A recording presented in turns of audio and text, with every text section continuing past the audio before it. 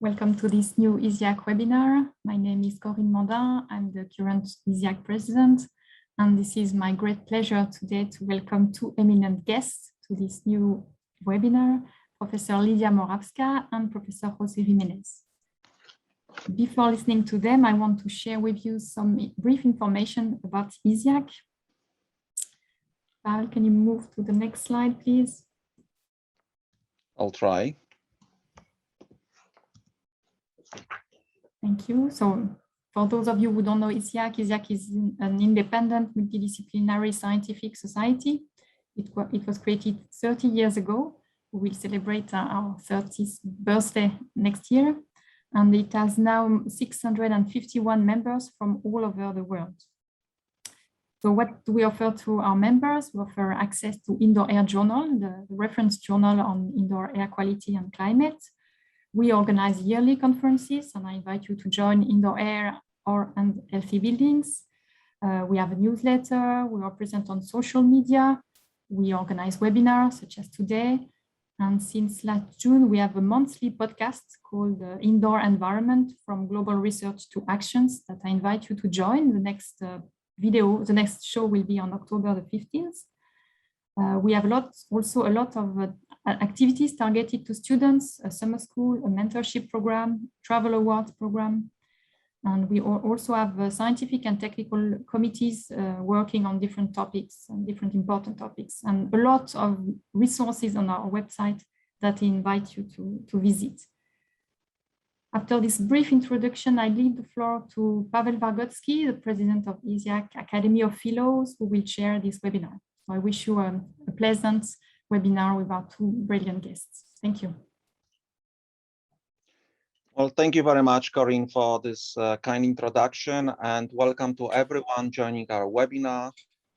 I can see that we have now 100 participants. And before I introduce the speakers for today, I would like to say a few words about the Academy. And the Academy of Indoor Air Sciences was actually started 1 year later and independently of ISIAQ. And but then in 2005, it joined the ISIAQ and merged with ISIAQ, and now we are Academy of ISIAQ Fellows. So it was founded in 1991, and so it is a 30 years anniversary. Recognized and are invited to join the Academy for their work on research, practice, and outstanding service in indoor air sciences. We have about 130 members from around 20 countries and 4 continents. And our role is to nominate and select new fellows and promote and select major award recipients and advance the field of indoor air sciences by promoting it through the webinars like the one that we will present today, and help to educate practitioners and the public. The current executive committee of the Academy of Fellows is myself as a president, and Professor Yingping Zhang from Tsinghua University as a vice president, and Professor Shelley Miller from US as a secretary. And the nominations and the awards are usually given during indoor air conferences, and the next year indoor air conferences will be held in Finland in 2022 in June. So all of you, please check our web pages to learn more about this exciting event. Before we go to our webinar and I make the introductions of our speakers, I would like to have few housekeeping announcements. So I will invite everyone to stay muted when there are presentations. And if you have any questions to the speakers, please write them in a chat. And then after the presentations, I will be just citing those questions, and we will engage the speakers in the discussion. Some of the content may be unpublished, so please do not distribute the presentations. And the webinar is recorded and will be available through ISIAQ member portal afterwards to members. So those who are not members and would like to see the presentations again, you will have to stay. You'll have to register as a member, and we will invite you. We'll invite you also to basically become a member of ISIAQ. The recording has already started, so all of it was recorded and will be placed on our web pages. Because it's very late in Australia, from where the first speaker is coming, we will change slightly a format of the webinar, where we will allow for questions after the first presentation of our first speaker. And then we will go to the second presenter. So let me introduce the first speaker of today's webinar. Is Professor Lydia Moravska from Queensland University of Technology, Australia. I think Lydia does not need any introductions, but for those who don't know Lydia, she's a distinguished professor in the School of Earth and Atmospheric Sciences at Queensland University of Technology. She's also the director of the International Laboratory for Air Quality and Health at Queensland University of Technology, which is a WHO collaborating center on air quality and health. She also has other functions. For example, she is a co-director in Australia for the Australia-China Center for Air Quality Science and Management, and a Vice Chancellor Fellow of the Global Center for Clean Air Research. She conducts fundamental and applied research in the interdisciplinary field of air quality and its impact on human health and the environment, with a specific focus on science of airborne particulate matter. She has been involved at the executive level with several relevant national and international professional bodies, and has been acting as an advisor to the World Health Organization. It is worth to mention that Lydia is a physicist and received her doctorate in Jagiellonian University of Krakow in Poland. And then she spent some time in Canada, in Toronto, when after that she came to Australia in 1992. Lydia holds a lot of distinguished awards and positions for her work. And I will mention only a few here, because we would like to hear her presentation. Among others, she is elected. She has been elected a fellow to the Australian Academy of Sciences in 2020, and is a recipient of the 2020 Queensland University of Technology Vice Chancellor Award for Leadership Excellence. I want to say that she was named one of the Australia's top 40 researchers in the Australian Research magazine in 2020. And the Times magazine recently named Lydia as one of the 100 most influential persons in 2021. So with that introduction, congratulations, Lydia, for specifically on the last distinction, but also all the other distinctions. So now we'll go directly to your presentation. The title of the presentation is A Paradigm Shift to Combat Indoor Respiratory Infection. Because it's too late, it's very late in Australia, we recorded, Lydia recorded the presentation, and I will now try to play the presentation that was pre-recorded by Lydia. Thanks, Paweł. I hope it will play. Thank you, Lydia. I do hope. We tried this twice, so it should be no problem, hopefully. So now, okay, now this one.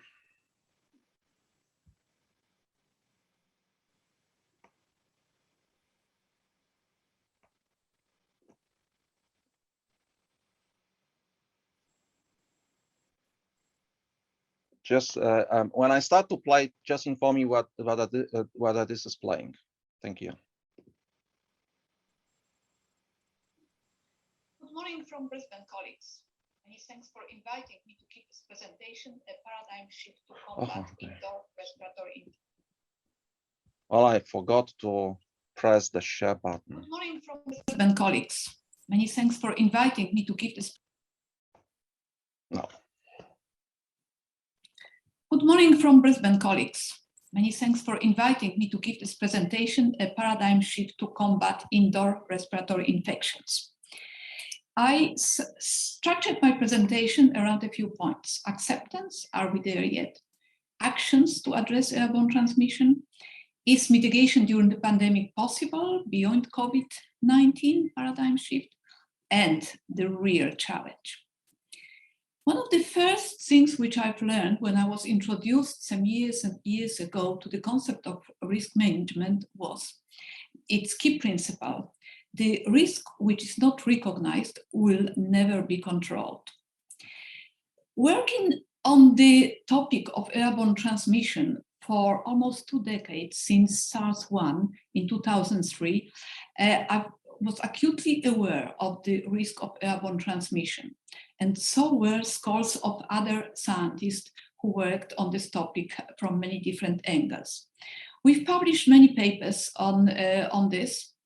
However, it was really not possible to attract any public health decision makers to this topic, and no action was really possible. I didn't really give up on this ever. However, it was in a bit of a back burner, because for how long can you keep hitting your head against the wall? Until COVID came. And then when seeing statements like this, I thought enough is enough. Something had to be done. And that was the decision. This misinformation must be corrected, and something seriously must be done about this. Well, you've been, or many of you have been part of the journey since then, and what led to airborne transmission acceptance. The many papers which we've published on this topic with the group of colleagues from ISIAQ and with many other colleagues and by many other scientists. I feel that the key moment when things started changing was when our paper, It is Time to Address Airborne Transmission of COVID-19, was published, and the acknowledgement by the World Health Organization the day before about the evidence emerging of airborne spread of the novel coronavirus, well, evidence emerging. Since then, WHO has progressively been have done things and making statements in a way supporting this. Like, for example, this video by Dr. Maria Neira, ventilation response, a very important aspect to prevent the virus from spreading indoors. And of course, there have been tens, hundreds, thousands of papers published with the evidence, again, from many different angles, demonstrating the significance of airborne transmission. We could talk for a long time about this. I'll just show this one modeling study, which is still on a preprint, where comparison of infection risk was done between 12 model and documented outbreak data. In blue, the modeled; in red, the documented. The key assumption of the modeling was that all cases were caused by what the authors called long-range transmission. And they found that there was an agreement in 9 of the cases, supporting the significance of airborne transmission and the need for mitigating it. Things kept changing in this year, in March 2021, WHO published this document, Roadmap to Improve and Ensure Good Indoor Air Ventilation in the context of COVID, which is certainly a good document. However, it is specifically focused on healthcare facilities. And it's stressing ventilation, but not that much the aspect of airborne transmission, which is why ventilation must be improved. A brief by the WHO published in April this year states the current evidence suggests that the virus spreads mainly between people who are in close contact with each other, typically within 1 meter. The stress in red is mine. And the second one, that the virus can also spread in poorly ventilated and crowded indoor settings. Now, the problem with this statement is, well, that while in principle airborne transmission is accepted, but this word mainly gives a message to the public health authorities that if that's the case, the current recommendations, which is physical distancing, is perhaps enough, because it can also, sounds like much less probable. Well, there have been also statements, of course, published by national bodies, national authorities. Some were much more progressive than this. Overall, I feel that the acceptance is still not complete, well, particularly by the WHO, so there's still work to be done on this.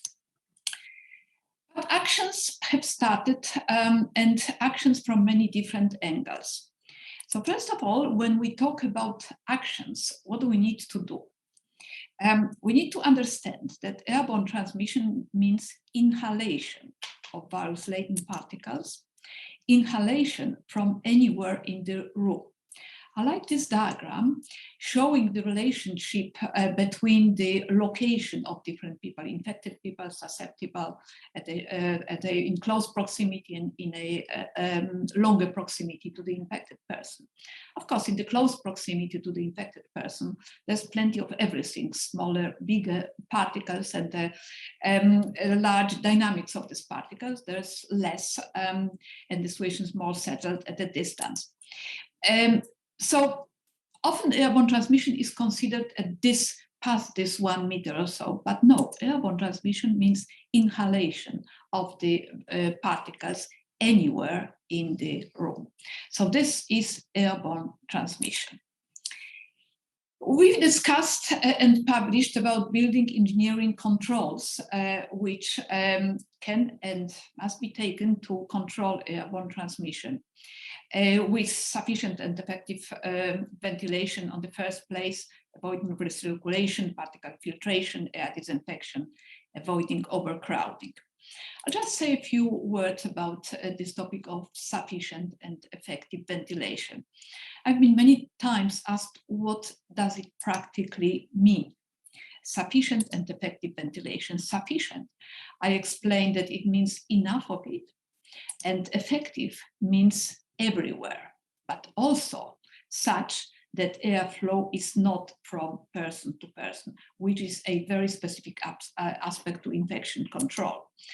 If we go back to this diagram in our CAD paper, we can definitely say that there's not enough ventilation here in the top panel. It's a bit better in the lower panel, but still there is potential for a flow from one person to another. So what is sufficient ventilation in relation to infection transmission? How to calculate, how to assess it? Can we use the existing ventilation guidelines for controlling infection transmission? For example, guidelines for CO2 exhaled by the occupants. Well, this is a bit more complex, because to find out, we need to use risk assessment models and tools. It is not just about the concentration of the virus, this virus or any virus in the air. These tools, risk assessment models, existed before, but during the pandemic, they really mushroomed. There are many new tools, new in that sense that while using the same principles as the existing tools and existing long before the pandemic, they got significantly more sophisticated.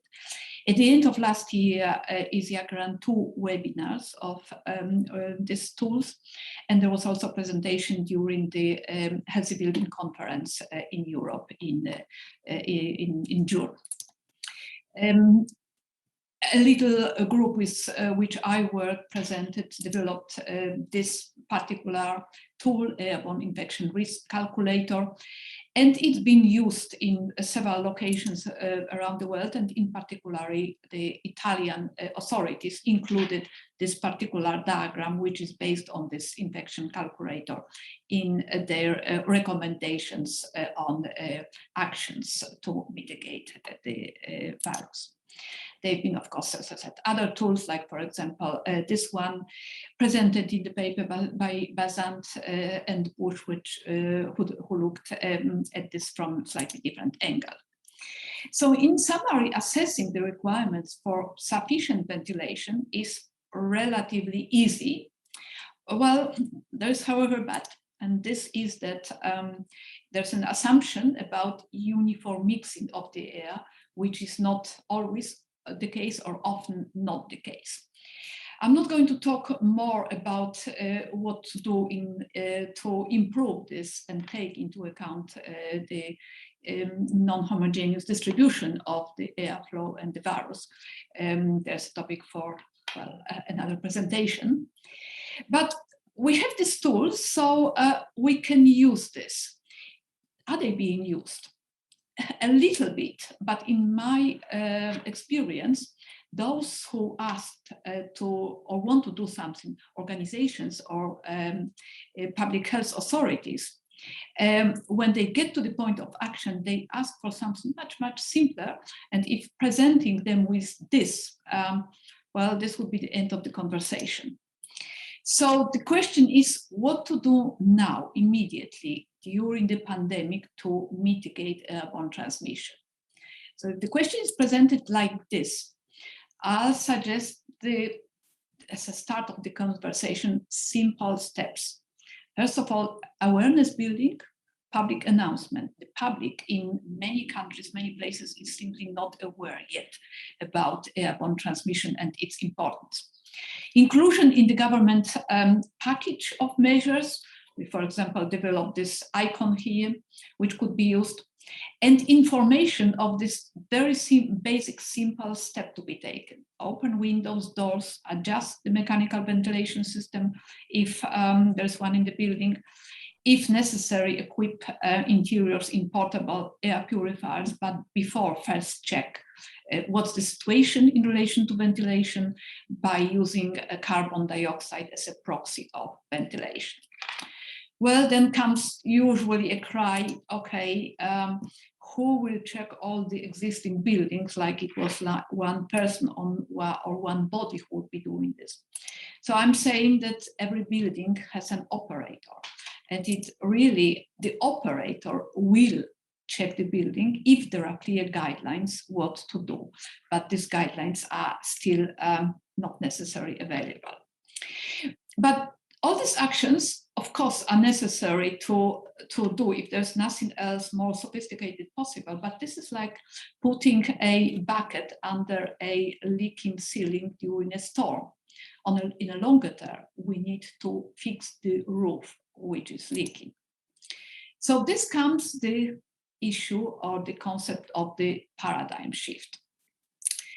Going back to this paradigm shift now, I'd like to mention something which attracted my attention quite a number of years ago, a special issue of the Time magazine titled "The Smarter Home." It was a very interesting issue, double issue, presenting all the different aspects of the smarter home. Well, first of all, energy efficient, self-sustained, making our life easier, enjoyable. Like, for example, when we approach the house, all the lights turn on, the light which we like, music starts, the kettle is on, and so on. Well, perhaps this is important to some, but the point is that in that whole issue, there was nothing at all about indoor air quality and health. So there comes this paradigm shift, which we outline in our paper in the Science magazine in May. I've also had other publications on this topic, like, for example, the one in Conversation about the steps more oriented towards government actions. So what are the key elements of this paradigm shift? I'd say the strategy step number one is thinking. Thinking, which means we need a paradigm shift in how we think. and how we design the buildings, equip the buildings, operate them to minimize all risks, including airborne infection transmission. Now, if we put all this risk together, of course, the picture gets much more complicated. We are talking here about the infection transmission, but of course there are other pollutants generated indoors which need to be controlled and removed from indoor environment. There are pollutants outdoors, like for example during bushfires.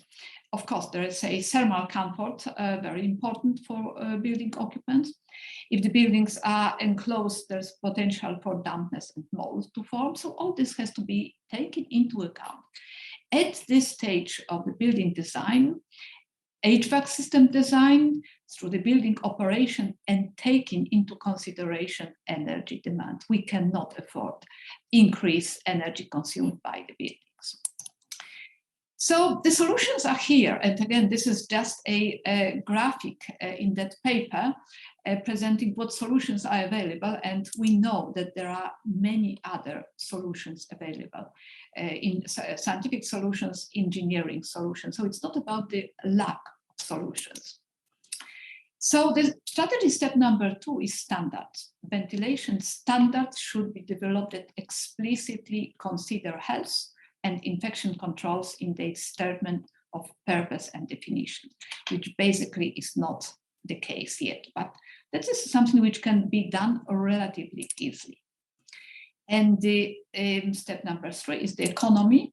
And here is the perception that we cannot afford new ventilation system. Because what we already know is that the cost, economic cost of the impact of indoor air pollution, including epidemics and pandemics, by far exceeds any other cost. Like the cost of COVID is assessed by at the level of $1 trillion monthly. Cost of other infections, respiratory infections in US before COVID at the level of $50 billion. Cost in Australia, for example, which is a much smaller country, up to about $140 million annually. So this can be done. Standards can be checked, changed, the economy, calculations can be improved. But the real challenge is somewhere else. The real challenge is in the overall approach to the management of indoor air quality, the national standards, which are non-existent.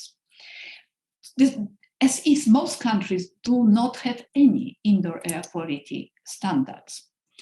There's no, for example, a directive guidelines or standard even at the EU level.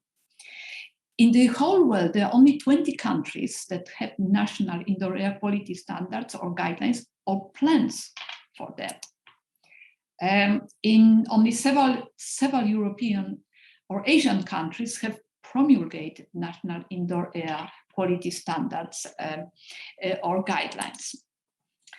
Well, none include, of course, airborne infection transmission. And in most countries, even if they have indoor air quality standards, there are no enforcement procedures. How do I know this?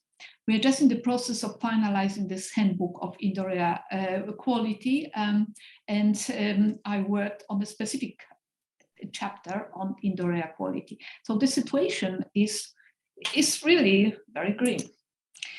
What are the factors contributing to this limited progress in managing indoor air quality in general? Well, if I was to summarize this in one sentence, I would say this: very complex political, social, and legislative situation regarding indoor air quality. Lack of an open, systematic, and harmonized approach. So this is not about technology. It's not about science. We have technologies, we have science. It's about politics and regulations.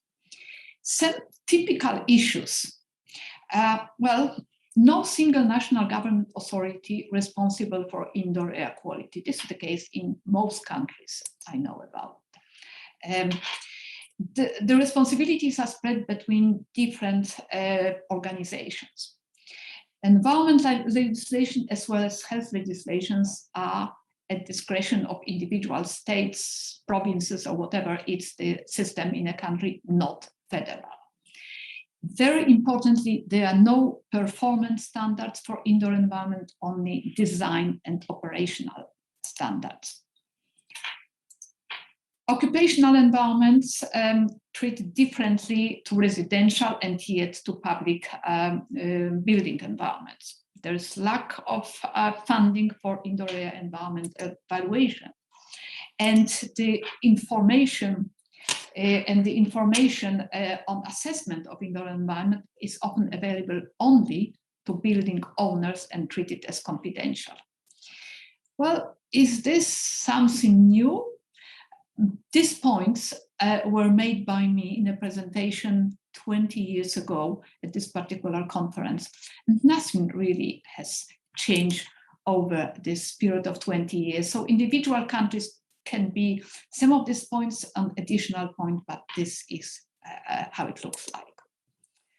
Paradigm shift, has this been done before? Going back to the issue of water and the sanitary report by Sir Edwin Chadwick in 1842. And then what followed 10 years later, the Metropolis Water Act, which was passed to make provision for securing the supply of the metropolis of pure and wholesome water. Still some years passed, and the extent of water contamination was confirmed by John Snow during the 1954 cholera epidemic. And finally, from the end of 1852, all water for domestic purpose was required to be effectually filtered. And so this is already 10 years, but there was still many, many more years and decades before this was really fully executed.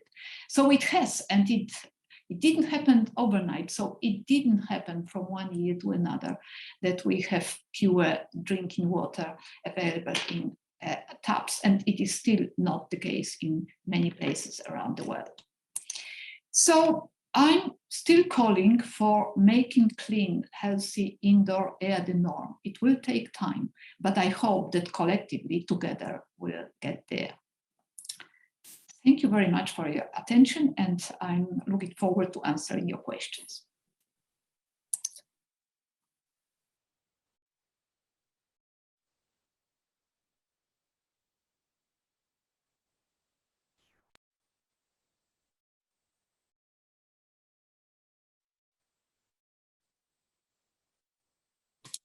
Pawel, you're muted.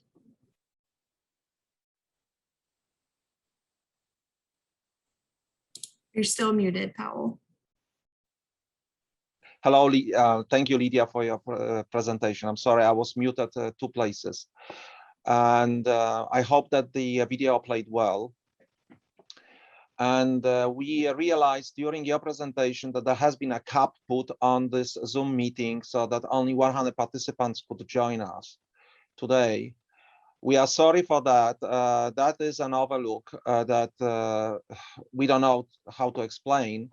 However, we decided to put the entire webinar on our web pages free of charge for anyone who wants to see it afterwards.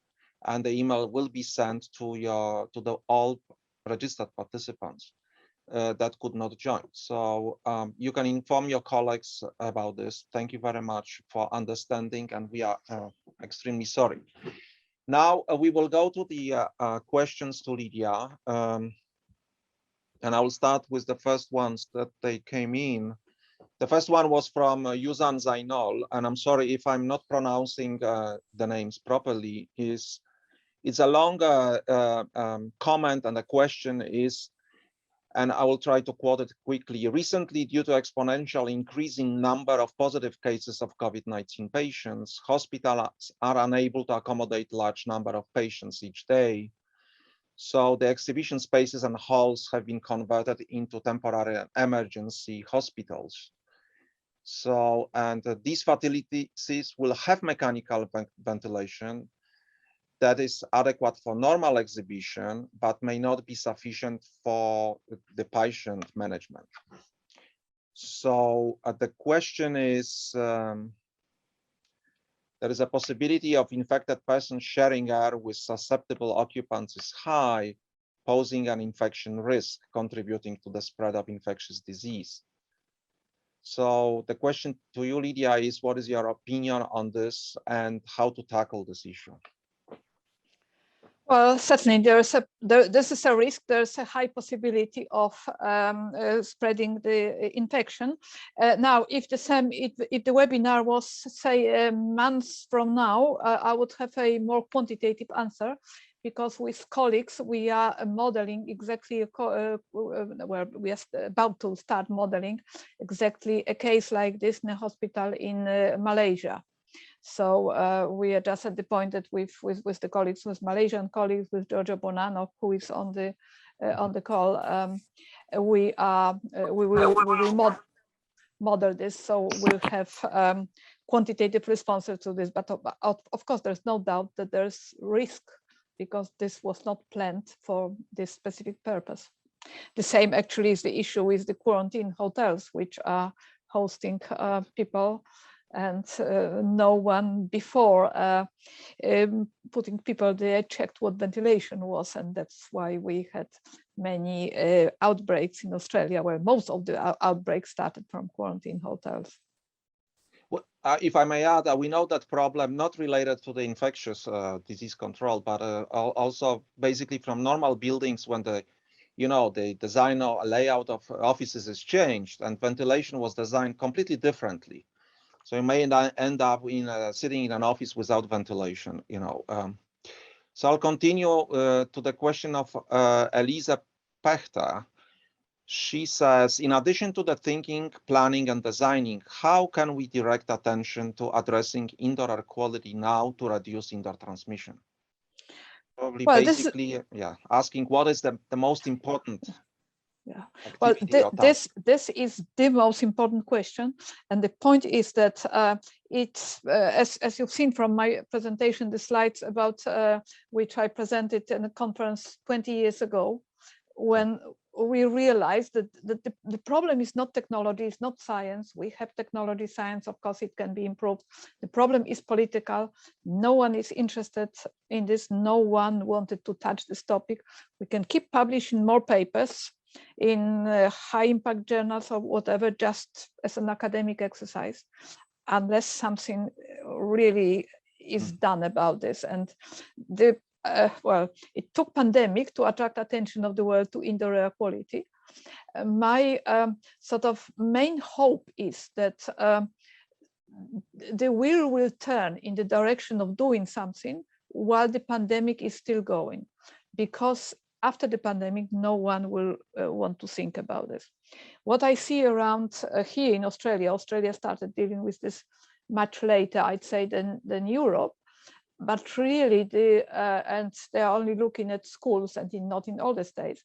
But really, the focus is, okay, let's buy air purifier, and this will be resolved the situation, and let's don't worry about ventilation. So, so telling them that we shouldn't start with air purifier, but with sticks in ventilation and filtration. I know this question about filtration, but well, that's collectively what we should do, and do it in many different platforms in all the countries. Thank you, Lydia. Anas Hedstrom is asking, today the HVAC producers and filter producers are running the rules around incoming air, meaning that they define, what is the air that is coming into the space. What shall we do about those rules? Is there anything we can do about the regulation for the quality of air that is coming from the ventilation systems? I believe this is basically the question of Anas. Shall we do anything about this? Should there be any regulations for the quality of air that is coming from the system? There should be regulations. The problem right now is that any existing regulations are design regulations, not performance regulations. Right. So therefore, no one is really responsible for what is the quality of indoor air. For example, in Australia, we've got the National Building Codes, which have a whole list, a whole table of pollutant concentration, but it has completely nothing to do with the reality. This is not enforceable. No one checks this, not measures this. So the approach has to be completely different. So this has to change. It is really the change unless the regulations change or proper indoor air quality standard come enforceable, nothing will happen. I'll take a couple of more questions, not to extend this session. Is the question from Terry Sofa Senior is that why you do not emphasize filtration along with ventilation? And many people only refer to ventilation being necessary while neglecting to mention the equal importance of filtration. Well, because ISIAQ gave me only 20 minutes for this presentation. Isn't this the case? So sorry about that. Well, you remember there was a slide when I Right. talked about what are the building engineering measures. So the first was ventilation, but filtration was on that list as well. And I could talk about filtration as well. Filtration is very important because we will and we need to recirculate air, because that's the only way to really conserve energy. And if we recirculate the air must be filtered. So filtration is part of the whole equation. But as I said, this was not possible to fit everything in this presentation. There is a question again about the air purifiers is from Kevin Hedges. I don't know whether you know the Richard Corsi and Rosenthal's DIY box fans, and where, if you know them, do you think they will make a big difference and fill a gap until mechanical ventilation is upgraded? This is specifically designed for schools. Well, I haven't. Well, I know about this box. I have seen it. I haven't specifically investigated what it does and whether it's on par in quality with commercially available air purifiers. As I said, I haven't looked at this. I've heard views that it's a very good one. It's a very good, like a school project to work and show, but perhaps it may not be sufficient at high concentration. So, but that's something which really to check what it does. What's the maybe there's somebody on the call available who has direct experience with this box. So one last question is about the models, risk assessment models that you show in your presentation. Are they available to public? Well, they are. There are. If you go to the website of my website, it is common. It is available. It's available also from the University of Cassino and from Alex Smikrzewski website as well. So yes, it is, and it's being used by many organizations already. All right, thank you very much, Lydia. Thanks a lot for for committing to give a presentation and coming and sharing your time. We know that you are very busy, and we really appreciate the time. And we cross our fingers that you know, the ventilation will not be forgotten. Although the slide that you quote, that you published the paper 20 years ago, nothing happened so much. So I hope we will not meet in 20 years and the same slide will be presented. I hope so not. Let's hope that it's not going to happen. Thank you very much. Thanks, Lydia. Thank you very much for joining us despite the very late hour in Australia. And now we will go to the second presenter, who is Jose Jimenez from United States. So now we are going into the morning, and this is probably around 8 o'clock in the morning. So Jose is probably up and running, and then can make a nice presentation today on the history of airborne transmission. And we are looking forward to your presentation, Jose, very much. I just want to give a short presentation to all those that do not know Jose. I would like to say also that both Jose and Lydia were very instrumental in this pandemic. they have been all the time in the constant, discussion and dialogue with WHO and all other experts and researchers. Were very active on Twitter, LinkedIn, and any other media, basically providing the information and providing the arguments that the airborne transmission of SARS-CoV-2 should not be neglected, to the extent that it had been neglected from the very beginning of this pandemic. Jose is at the College of Arts and Sciences at Denver and the University of Colorado Boulder. Sorry, Jose. And then he has a lot of awards and honors. Maybe one of those that I would like to mention here is that he is a highly cited researcher on Web of Science, and he is the 5th most cited scientist worldwide in the geosciences over the last 10 years. So those who have not read any article of Jose, I recommend you that you probably should do it. His citation index is 122.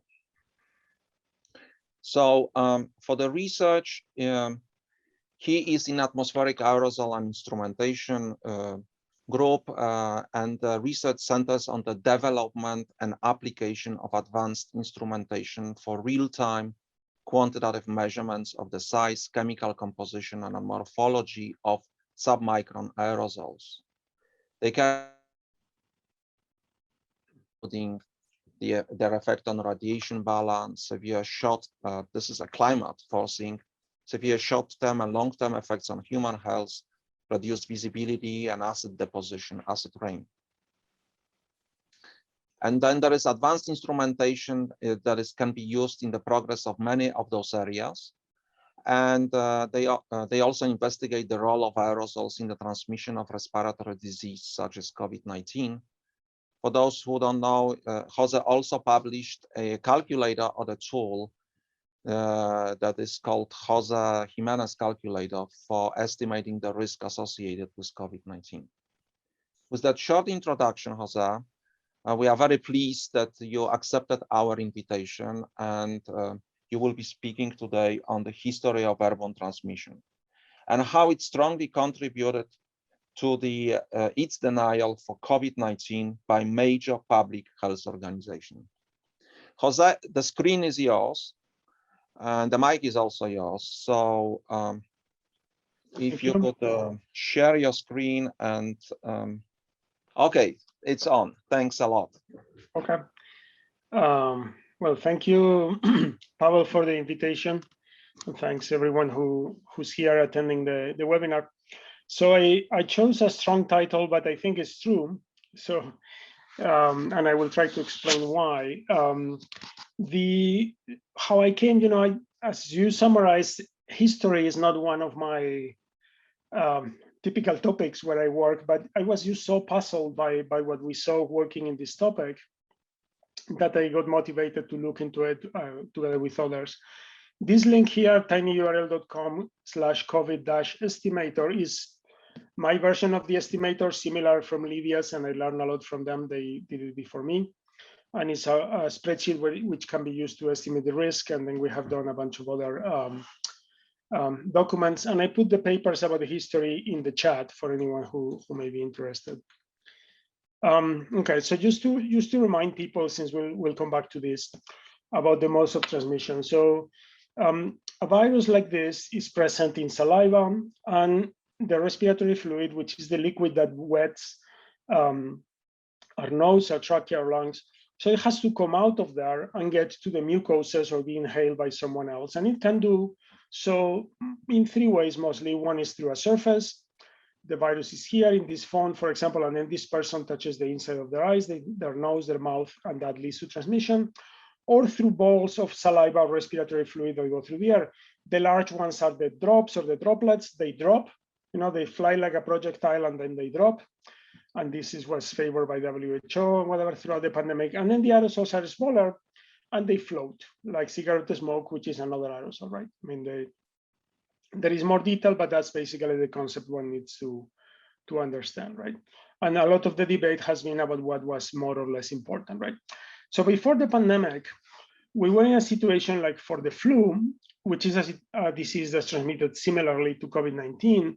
If you look at CDC and WHO, and this is more recently, it has a month ago, maybe I took the screenshots because it has not changed. They were saying, it can be spread to others about 6 feet away, and the droplets are projectiles that can land in the mouth of the nose, or you can touch a surface, and then WHO tells us, you have to cover your mouth, or you have to cough on your elbow and wash your hands, and this is how you prevent the flu. So when COVID appears, and to people in this infection prevention community, it looks similar to the flu, so they use the same language. I mean, basically, and they tell us that this is not airborne. There is no mention of airborne transmission for the flu, despite the fact that there was already evidence, and this Lydia already showed this. And basically, they tell us that is a fact. I mean, in no uncertain terms, it's not airborne. These droplets are too heavy to fall in the air. They fall on surfaces. You have to wash your hands. And to say that it's airborne is misinformation. We all have to help WHO to fight this misinformation. So this is just really WHO and other public health organizations come out extremely strongly against the idea of airborne, despite, at the time of this announcement, there were already cases being investigated and were on the press about the restaurant in China, some of the buses in China, the Skagit choir that we were investigating had already been published. And there were many indications that there was at least an airborne component, but the public health organizations and WHO come out extremely strongly. And as a friend who used to work at WHO told me, he didn't understand why. It's not just that they said, no, it's not airborne. WHO was angry. The attitude of people inside, they were angry that we were saying it was airborne. Like there was some really strong reaction. And that's kind of, I started working on this with Lydia and others, and I was trying to understand why does this come from? And this is what we've done a lot of the last year. They were really stuck, And so this is a paper we published in February in the Lancet, summarizing what by then was overwhelming evidence. It really was overwhelming evidence since the summer, since a year ago. But, and what we say here is although other routes can contribute, airborne route is likely to be dominant. So no longer is like we were saying, well, it maybe is 10 or 20%. No, it's the main route of transmission. What you said it was misinformation is actually the main route of transmission. And this has had a lot of impact. And months had to go by after that article, and finally WHO partially accepted it, and they say, aerosols can play a role in poorly ventilated settings, And as Lydia summarized this in more detail, basically the acceptance is still partial. They haven't gone as far as we went on that Lancet article. They still talk about droplets, and CDC also talks about droplets and calls the aerosols droplets, and it's kind of confusing. More recently, we published this paper where we said, reviewing the literature, where we looked at the evidence for airborne transmission of other respiratory viruses beyond COVID. And what we found is that basically all the viruses for which we have information seem to have airborne transmission, which is not so shocking if they're present in our saliva and respiratory fluid, and we are constantly emitting aerosols, and then we're inhaling these aerosols.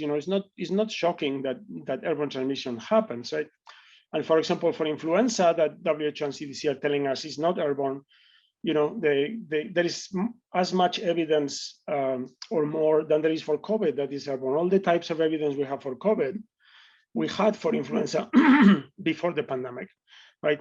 And you have people like Lindsay Marr who have been investigating this for more than a decade. And what she said recently on Twitter is I suspect that inhalation of aerosols is the dominant route of transmission of SARS-CoV-2, and other respiratory viruses. Influenza is the one she's worked on the most. But I have been afraid to say so because I've been ignored or ridiculed in the past.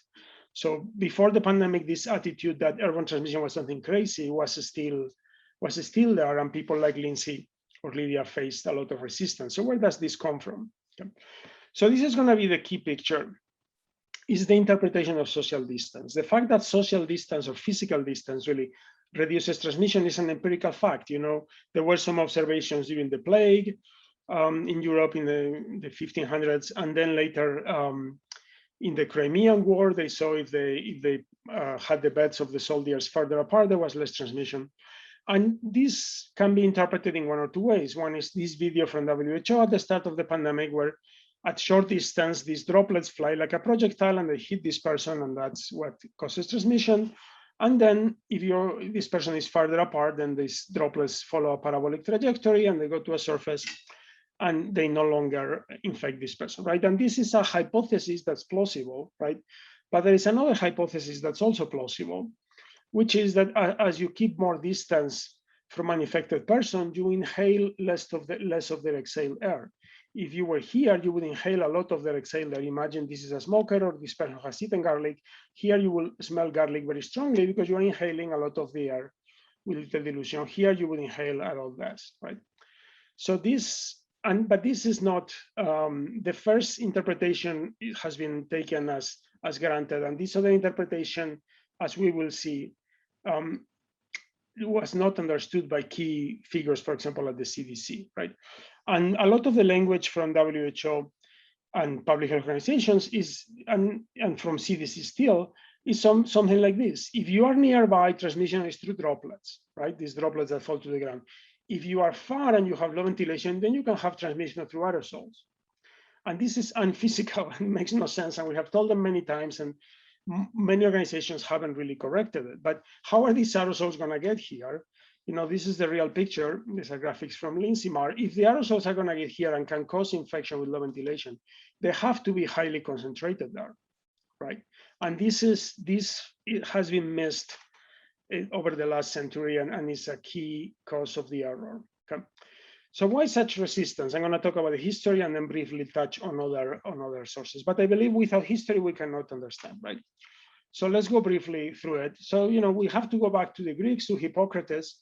And he said, you know, whenever many men are attacked by one disease, we have to suspect the air because that's what we share the most, right? And he proposed a theory that diseases were caused by an imbalance of humors in the body, which could be triggered by a miasma, which was something that will travel through the air. So the miasma would get to you and that would imbalance your humors. And then that's what would lead to disease. And this theory was still dominant until the mid 1800s.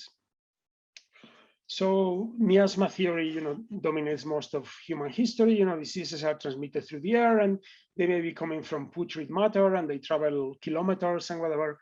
And the nature of the miasmas was unclear. This is a pictorial representation of cholera traveling through a miasma. And the idea of contagion, that you get tuberculosis or measles or whatever from another person by whatever means, really wasn't present until the work of Fracastoro in 1546. That's the first time it's really clearly formulated, although it had been proposed a few times before. But the seeds of contagion, he describes them more as maybe chemicals than microorganisms.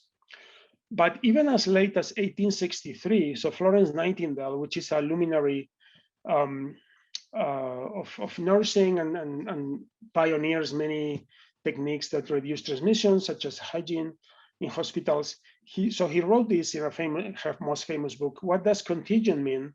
It implies the communication of disease from person to person by contact. And there is no end to the absurdities connected with this. Suffice it to say that there is no proof of contagion, right? So even, you know, 150 years ago, the idea of person-to-person transmission was still considered outlandish by some of the leaders. You know, so not so long ago, and there was a revolution between then and now, and some things didn't quite work out well in that revolution.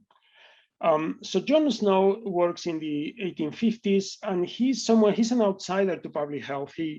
He's an anesthesiologist. He is anesthetizing women before giving birth with nitrous oxide. And he gets interested in a case of cholera outbreak in London. There is more than 500 cases. And it was thought that it was caused by a miasma. But then John Snow, who worked with anesthesia, understood gases and makes a map and says, okay, there is this pump, water pump, and then all the cases are clustered around. And then once you get to where people can get water from other pumps, then there are no cases anymore. And then there is a distant case of a lady that works very far, and she dies of cholera. But her son had brought her water from this pump, right? And, but yet he's rebuffed, and the Board of Health said this is just a suggestion, and we see no reason to adopt this belief that water transmits cholera. And, the people who did this, the establishment, which were the Sanitary Reformers, Sir Edwin Chadwick, had initiated this reform that Lydia mentioned. They, to get rid of bad odors that were causing the miasma, had built sewers that put all that material into the river where people got their drinking water, and probably had made the epidemic worse. So they had a strong incentive to not accept miasmas. And John Snow died before it was accepted. It took another decade or so, and more evidence for it to be accepted. Ignaz Semmelweis around the same time was a doctor in Vienna, and at his time, there was still this belief on diseases were caused by an imbalance of humors and triggered by a miasma, still the same theme of Hippocrates. But he does some experiments. These are now 1841, 42, 43.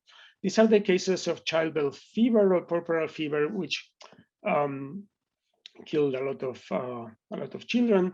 And then after childbirth, and then he institutes a chlorine hand wash, and then cases go down a lot. If doctors wash their hands before assisting on giving birth, then the rate of diseases go down a lot. And I would call this data pretty compelling and worth investigating further. But this conflicted with the prevalent theory, and his colleagues, were very resistant, and basically he was ridiculed, and he had to leave Vienna, went to Budapest, and he broke down and he died. He was beaten by the guards and he died, and his theory was not accepted by the time he died. And we use the Semmelweis reflex as the tendency to reject new information if it conflicts with established beliefs. So there was this belief diseases were transmitted through the air, and huge resistance from the establishment to accept what was pretty strong evidence in multiple cases. Later on, Koch and Pasteur in the late 1800s start to investigate germ theory. Disease is caused by germs that go from person to person, and they are fighting miasma theory, which is still dominant. And Pasteur disproves spontaneous generation. He boils water and he shows that if you seal it well, microorganisms are not going to grow there. But it's not accepted overnight. Someone else does experiments and they didn't boil the water enough, but they saw microorganisms and say, oh, Pasteur's experiments are wrong. So it takes decades to accept this. But eventually, by the late 1800s, germ theory was dominant and miasma theory was displaced. Okay, and then viruses are discovered in the 1890s, and there is basically a golden era in which the pathogens of many diseases are identified, right? But this doesn't, the fact that we have germ theory doesn't make the issue of transmission easy. It's still difficult, right? So, for example, malaria, which is a disease that we understand after germ theory. So the term malaria is malaria from bad air in medieval Italian. It was thought to be caused by a miasma, and even the Romans thought this, and they removed swamps for this reason.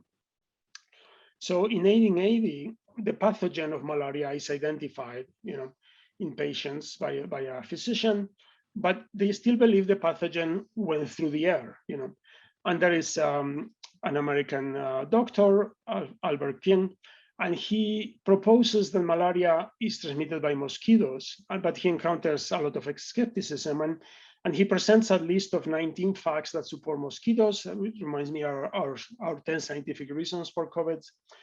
And basically you're saying, anytime that conditions favor mosquitoes, you will see malaria and vice versa. But he has a lot of resistance, and 15 years pass until basically there is completely unequivocal evidence from a British surgeon that he finds the malarial parasites inside mosquitoes, and he shows that bird malaria is transmitted by mosquitoes, and then it's accepted, right?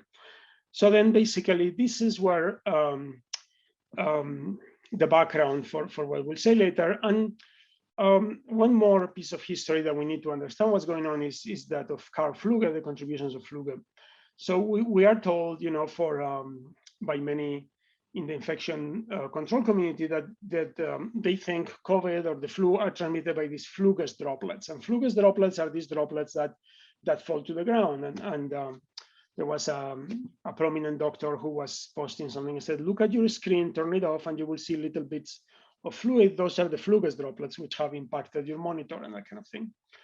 And this is a widespread belief. But we, with Katie Randall and Lydia Bureva, we've investigated this, and this is in one of the papers that is now in press. And really what Fluge did, he was trying to disprove the dominant theory of a tuberculosis, that it was the dry sputum of the sick that then could be disturbed, go back to the air, and that's how people got infected. He thought it was the fresh secretions of the sick that transmitted the disease. And he does a lot of careful experimentation. But something that's clear when you actually read the original works in German, which Lydia did, is that he didn't actually focus on large droplets, and he never pushed these flugus droplets. They waited for 5 hours. So they would put agar plates or something like that to collect these secretions, and they waited for 5 hours because they knew aerosols would take a long time to settle. Okay? But his work has been misconstrued by many, that these were the droplets, and that later work was focused on this, but that seems to be an error. So this is the background when we get to the crucial point on this story, which is Charles Chapin in 1910. So he was a prominent American public health researcher, and he created a new hospital in Providence, and he was the commissioner of health of Providence. So he was prominent and very successful with his hospital. And he has a new theory, which is called contact infection. You know, the infection comes from germs that come from other people through either direct contact or close proximity.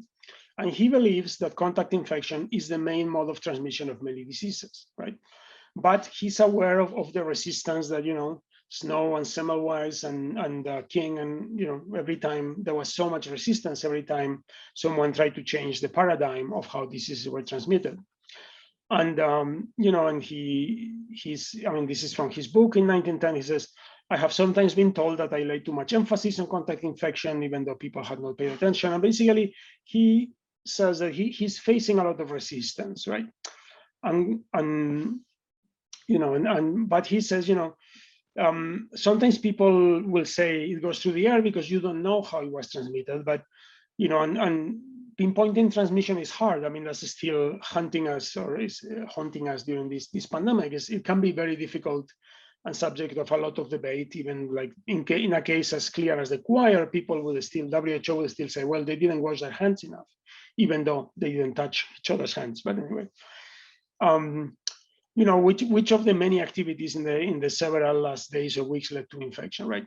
So Chapin says there are many opportunities for transfer of secretions when people are in close contact, including from asymptomatic cases, right?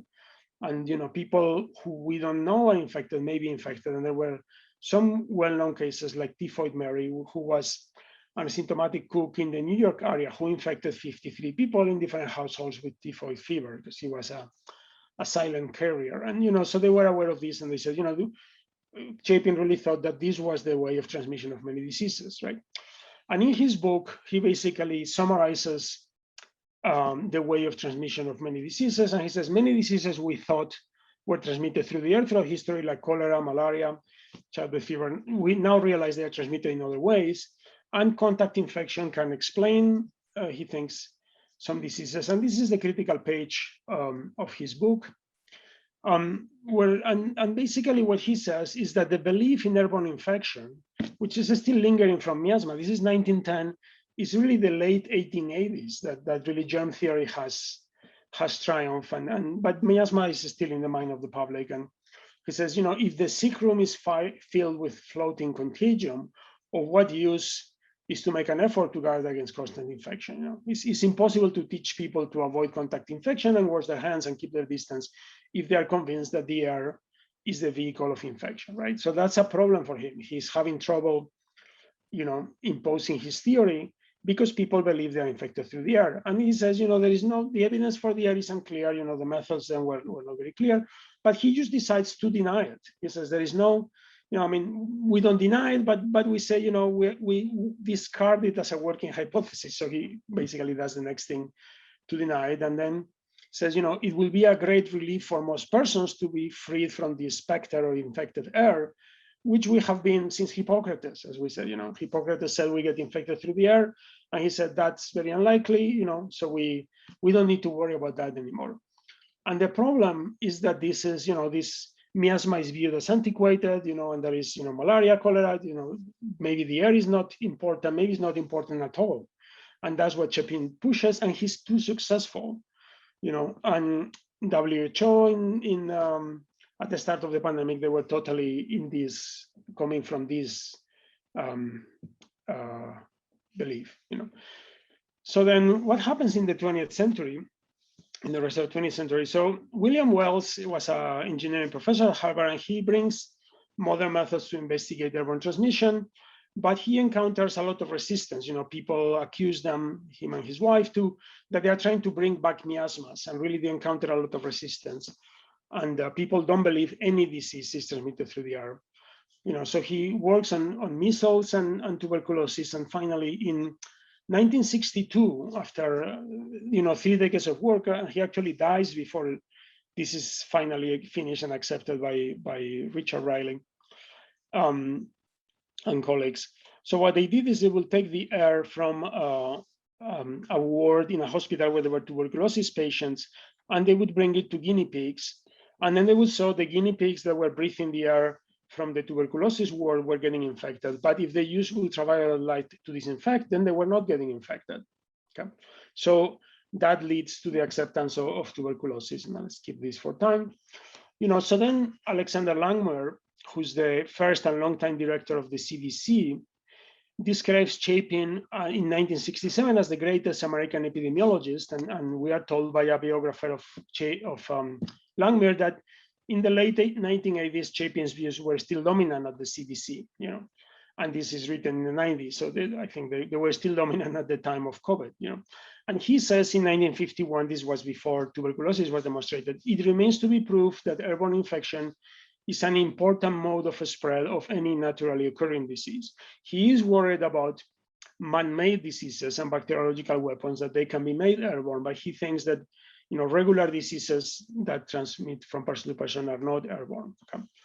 And they have this error, so he, for example, decides that airborne doesn't happen based on studies such as this one, in which they had military barracks in World War II, and then they reduced the crowding. And they said, okay, if we increase the distance, that will reduce droplet transmission because people are far. But if transmission is airborne, that will not change. Reducing the crowded should have no impact. So since the experimental result was that reducing crowded did reduce disease, then that means it's droplet. This is an error. Going back to this, reducing distance reduces droplet and reduces airborne. You're going to get less infected if you breathe this than if you breathe this. But the head of epidemiology at the CDC and the creator of the epidemiology branch was misinterpreting the studies. I mean, this is just how prevalent Chapin paradigm was, and how really not aware of the real behavior of aerosols they were, And there is another case that's interesting, which is the case of smallpox. So there is an obvious case of transmission in a German hospital in around 1980, in the total absence of community transmission. And we are told in the paper that the only remaining route of transmission was airborne spread, a possibility against which all of the investigators were prejudiced. Right, so they admit openly that nobody thinks smallpox is airborne, but then they put smoke in the room of the patient and it goes everywhere where people got infected. So they have to admit it, but still they admit as little as possible. They say it was a unique exception, and even, and it's continued to believe to be droplet. And then there was this rare case of airborne, which is a little bit also an attitude we have for COVID. And for example, Don Milton wrote a paper suggesting, no, actually, smallpox may have been an airborne disease, and his paper got rejected, and he had vitriolic reviews till he was able to publish it later. I'm running late, so I'm gonna skip this. But basically, the same was true for measles and chickenpox. We are told that the measles, if it was like measles, if COVID was like measles, we would see it. Well, it took 70 years to accept measles. It was thought to be a droplet disease for 70 years. And again, the same error crops up because it was more easily transmitted in close contact, then it was a droplet disease. Okay. So let me jump to the end. So why have we had to deal with such resistance? Well, I think we cannot understand it without the history. The droplets really from this history and the reaction and the time of shaping, and then they became dominant in all the public health organizations. So when the pandemic starts, everyone who's in power at WHO thinks these droplets are important and airborne is very rare, and they completely misinterpret the aerosol details, as I mentioned, and there was some other, also the issue of the 5 microns versus 100 microns that I didn't have time to cover. But basically, public health people have not studied aerosols because aerosols don't transmit disease well, right, or transmit it poorly. So why would you spend time studying that when you can study more important things, right? And WHO establishes a committee to determine how COVID is transmitted. And in that committee, they invite 6 experts on hand washing and 0 experts on airborne transmission, because that reveals what they believe, But there are other reasons which I mentioned briefly. There was this, why we face resistance. There was this asymmetry of power, like the committee I mentioned. Everyone in charge thought it was airborne was crazy. They also, when we met with them, led by Lydia on the 3rd of April of last year, of 2020, they said, if we say it's airborne, then what about countries that don't have enough N95, so that kind of thing. And, although I think, and we told them at the time, then they're going to get infected and they're going to need more N95s, but that was another reason that was brought up. Once airborne transmission has become clear, it's obvious that there is some people who were leading some of these organizations that don't want to lose face, including some high-ranking WHO officials and some of their committee members. But then there is one more reason. I think it's not all scientific or historical. There is droplet transmission is convenient for governments and organizations. If something is transmitted through droplets and surfaces, if you get infected, well, you didn't wash your hands, you didn't wear your mask right, you didn't keep your distance, And the things you have to do, you tell people, and it's up to people to do them. But if it's airborne, then governments and organizations have major responsibilities. They have to ventilate and they have to do filtration. And in a school or in a company or whatever, this is not the responsibility of the individual, And as Lydia said, there is a lot of resistance about this because, and a lot of it is political. They don't want to accept it because it is very inconvenient. So in a way, what has happened, I would describe that scientifically, the position of WHO and CDC was untenable. The evidence was so large for airborne, and there was no evidence for large droplets, and there was no evidence for surfaces, that they just could not accept it. And they have accepted in a confusing, partial way, but they have accepted airborne transmission. But they haven't then accepted the consequences. The things we have to do to prevent airborne transmission with ventilation, filtration, and all these things, and better masks, and doing, that has not been accepted, or they will give generic recommendations like, yeah, you should do ventilation, open your windows, but they don't impose any standards. They don't make organizations measure CO2 to quantify ventilation, and that's the situation where we are now. So thanks for your attention, and I'll be happy to take any questions if we still have time. Well, thank you very much, Jose. I think that thanks to your presentation now, we are we can better understand the decisions and positions at the outset of the current pandemic.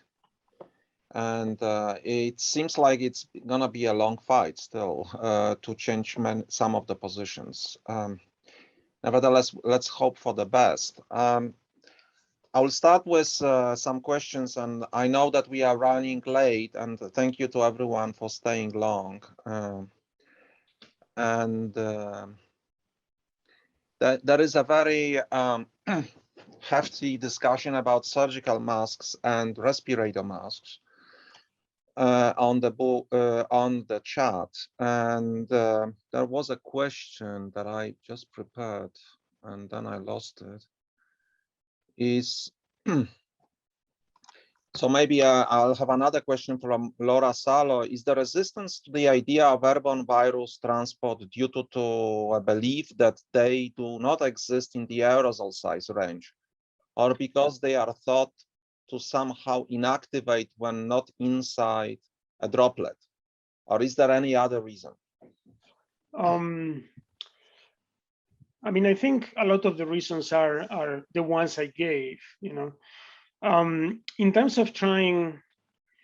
So there is the reasons, I think, why the belief is there and why the resistance is there. And then there is when you try to debate these people and they have to come up with scientific reasons. So they will say things like, well, we have no evidence that there is infective virus in aerosols. For example, this is something some of the WHO committee will say is like, well, you see RNA, but we don't know if the virus is infective, and aerosols are very small, and maybe they get deactivated. Yeah, so they will argue with things like that. But then what they forget is there is tuberculosis, measles, and chickenpox are widely accepted to be airborne. Yet for the three of them, never in the history of medicine have those pathogens been captured from room air and shown to be infective.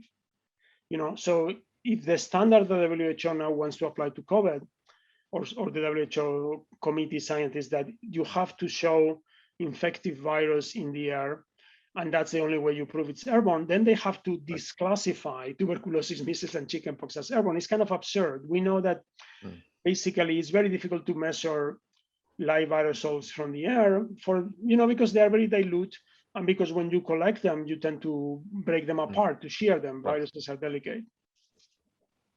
Yeah, and the same, maybe in the same line, the question from Bertrand Rowe. In the books of Wells, nearly everything was said. Why it has been forgotten? How do you explain that? I mean, I think because of this history, because Wells has the bad luck to come in and do his research when Chapin's paradigm is absolutely dominant. And you're right. I mean, I didn't know about Wells, and we went back and read what he said, and it was, a lot of the information was there. And Wells wrote a paper in 1934 saying that basically the droplets that fall to the ground are those larger than 100 microns. But WHO at the beginning of the pandemic said, no, the droplets that fall to the ground are those larger than 5 microns, which is an enormous error. And they have yet to retract it. And many times WHO and CDC would attribute that to Wells. It's like, so it's basically, airborne was not important, and they didn't.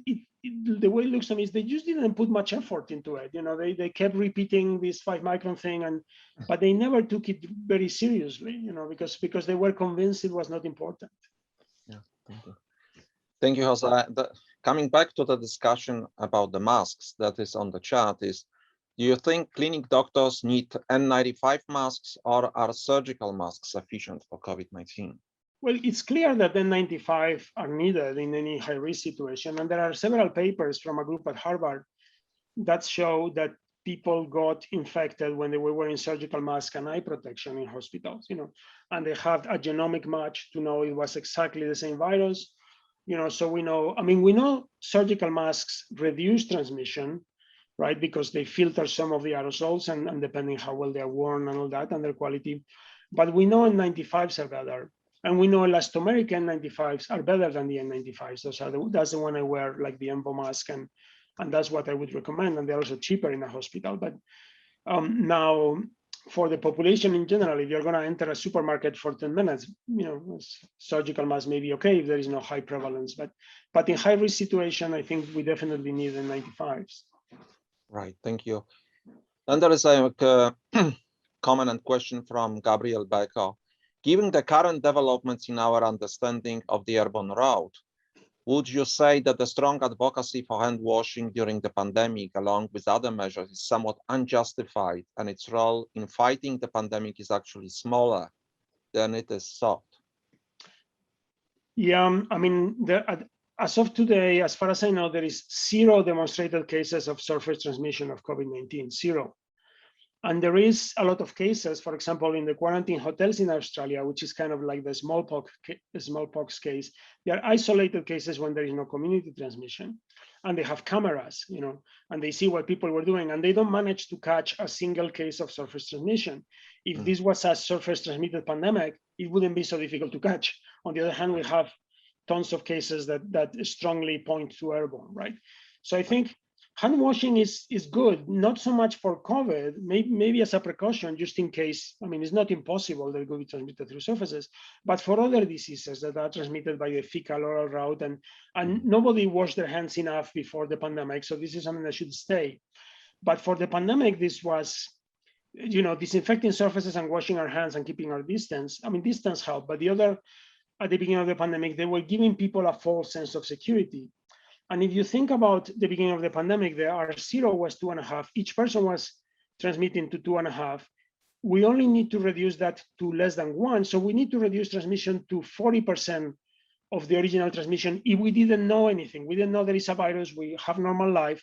We have to reduce transmission to 40% of that. And we failed in most countries, because we were doing things that were useless, and the things that were useful, we were not doing it.